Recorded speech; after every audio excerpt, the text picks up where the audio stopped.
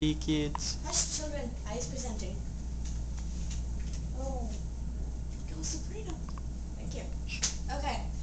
The Transition of Language by Sabrina. Okay.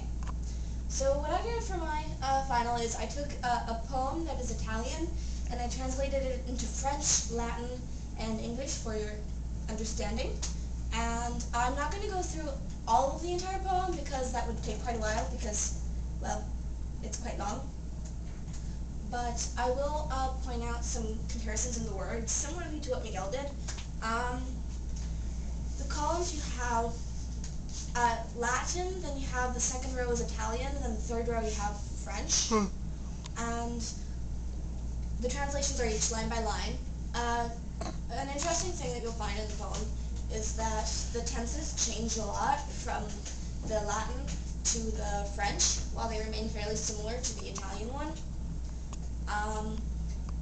Would you guys like me to read one of the ones, or do you want to look at it? Well, for instance, if you look here, you have anima, and lem. That all comes from the Latin version. And then you have fugere from the Latin, which transitions fairly similarly to the Italian, but then changes a lot in the French. You go from fuggire, fuggili, échapper. It changes a lot. But at the same time, you have a lot of words that are really similar. If this little thing will go away. Mia, meus, na mine. Yeah, you have meus, mia, mien. Those are all fairly similar. And also you have love, amo, amo, em, amour. Those are all fairly similar and they all come from the Latin. Amorem, amor, amour. Those are all also very similar. And then you have, it actually says bitter joy, and the French joy is fairly similar to joy, but it's really different from the original Latin, which would be gaudium, which does change into Italian gioia fairly similarly. And then the bitter is fairly similar, amarum, amara, amere, in all three languages, but does change a lot in English. Then here you have the second verse, and it's, again, the poem is My Enemy, and you have here inimicus, nemico, enemy. Those are all fairly similar, and as you can see, it's also like fairly closely related to the English. You have also, as Mr. K says, the be verb, to be, which is fairly different when you're translating from the different languages, particularly in French, because the tenses change a lot. You have a word that I found was really inconsistent was wound or injury, which you have in Latin as vulnus. Then if you look at it in Italian, it's ferita, and in French, it's blessure. And in English, injury or wound. Those all change a lot through different languages, but there are some relationships between them. Then the last verse, also the last line, you see the difference in the word wound or injury. You have also pietatem, which is the Latin for mercy, which goes into pity, into modern day language. You have it in Italian, pietà, really similar, and piété in French, so it's all fairly close. Also you have love again, amor, amour, amour. And then you also have good, bona, bene, bien. They're all fairly similar, but again, they also all change because there have been many centuries in which the language has been modified. And here is, on one page, the same poem translated in English.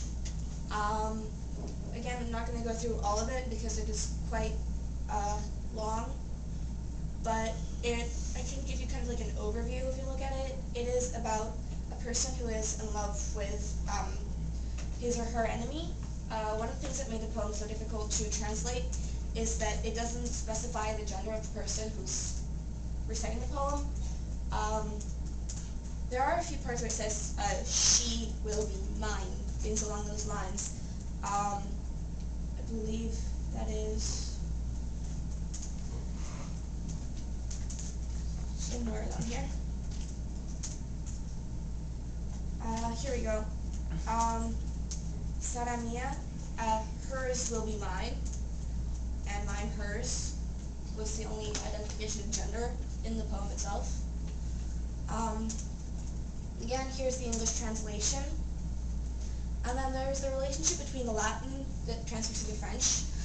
French is Latin with 2,000 years of changes to the sound and the spelling and the word selections. If you look at French, it is very strange spelling, which does make it seem quite different from the Latin, but they are a lot from Latin descent. They've been changed, in some cases really radically, so they don't seem to be related at first glance, even though there are some underlying connections. French modern spelling, like I said, is really, really complicated, so it does not really reflect the changes in pronunciation that have occurred in the last several centuries. On the other hand, French uses a lot of obscure Latin words, kind of like Latin slang, I guess you could say, which are more likely to have been words used by the common folk rather than Caesar and Cicero, which are the ones that you actually have recorded, because they're considered far more important. But French uses more uncommon words slang. For instance, the Latin word cavallus has given us the modern-day Italian word cavallo, or the Spanish word caballo, the French word cheval. That is all coming from the slang of the Latin word, because as we've all been studying, when you think of horses in Latin, you think of the word equus, which did not get translated into French or Spanish or Italian, but rather appears in more modern modifications, such as the word equestrian. Like I said, most French is derived from slang instead of the classical Latin. Italian, on the other hand, does have a lot more similarities as well with the slang as with the classic. And Spanish has a much more tight-knit relationship with classical Latin, although it is more related to Latin than any other language, which is really interesting. The similarities mostly in the roots of the words, rather than in how you look at them as a whole. Many of the words in Italian, if not just the fair majority, have Latin roots, and the grammar differs a lot because centuries have passed and people have changed it, it has modified, but the most change, I would say, Latin is really close to Spanish. It is fairly similar to Italian. The one that has had most change, I'd say, would be French, and that's a lot due to the grammar. Image macros.